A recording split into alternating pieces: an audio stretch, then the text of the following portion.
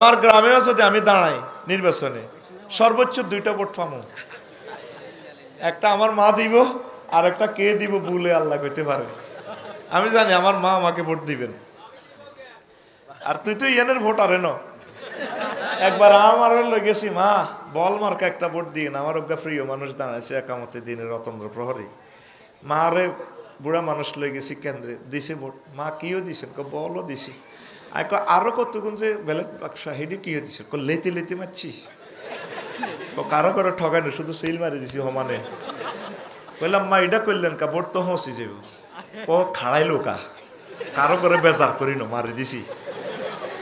বাজি তুই যেটা কইস বল মার্কা এটা ঠিক রাখছি, আর তুই মারি দিছি।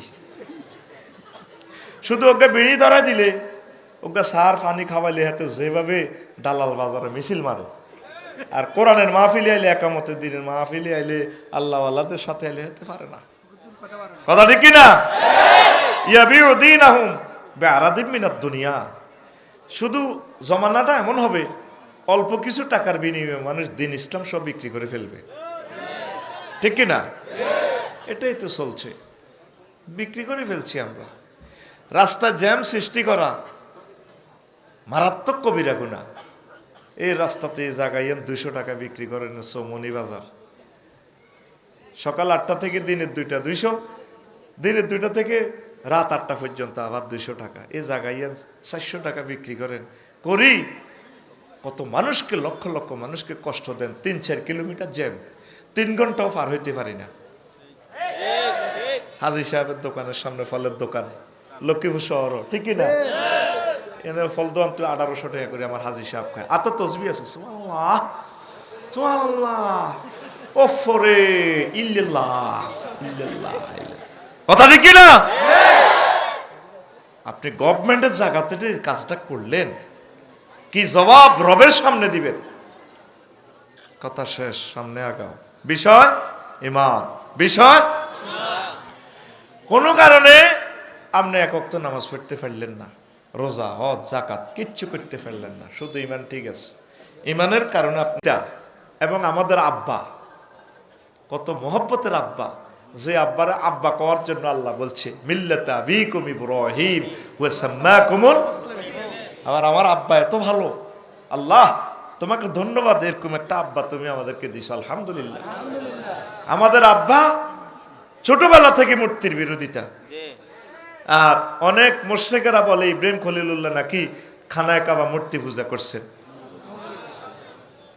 আব্বারে দিছে দালাল বাজার, মূর্তি বেশ ফেললাই আজুরগে ডাকাইতে, খামজির মধ্যে উড়ে দিছে। উনি এবার ওই রসুলগঞ্জ পার হই, নবীগঞ্জ পার হই, মূর্তির রশিদি বাঁধি চেঁচাই বাজার হলে গেছে। এই চেঁচানির কারণে কোনোটা হাত নাই ফাও নাই, কারণ খোদা তো এমনি লাইফ সাপোর্টে আছে। যে খোদার ফাঁসা দিয়ে বাঁশ না করে দিলে খোদা নিজে দাঁড়াইতে পারে না। এই খোদা যে আমাদেরকে কতটুকু বাঁশ দিবে এটা আমার জানা আছে। আল্লাহুম্মা ইন্নী আউযুবিকা মিন হাযাল সিটিং খোদা। কিন্তু পৃথিবীর 900 কোটি মানুষ বুঝলো না, ঠিক কিনা? এবার দালাল বাজারের মানুষেরা কিরে বাতিছে তুই আজরের ফুতন কহ, কত তোর খোদা এড়িয়ে অবস্থা কা মূর্তি কইরে বাজারে আসতে মারামারি করতে করতে এটা হাত পা ভাঙি গেছে, স্তন এটা পড়ে গেছে গা, এইভাবে পড়ে গেছে, ফাও নাই, এই অবস্থা আর কি। তুই তো সালাক মানুষের ফুত, আরে বেটা জড় পদার্থ কেমনে মারামারি করে? ওই জড় পদার্থের যে সমস্ত জীবিতরা ইবাদত করে হেডি তো আরো বেকুব, মুখে মুখে কথা কোন আঙ্কেল কথা এরকমই, উনি আগের থেকে খুব শিয়ানা। সুবহানাল্লাহ। কোন জাতের আব্বা রে? আমার আব্বা বেড়ি খাই না, আব্বা নো, আব্বার আব্বাই তো ঠিক নেই বেটা, এতে কি জাতির আব্বা? কথা ঠিক না?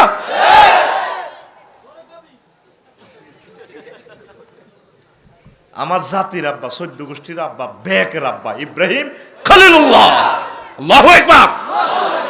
তুই মুসলমানের ফল ওই বছরে বছরে আব্বা বানাস, তুই মুসলমান। প্রিয় বন্ধুরা, বাড়িতে আসছে মূর্তি এগুলো নিয়ে।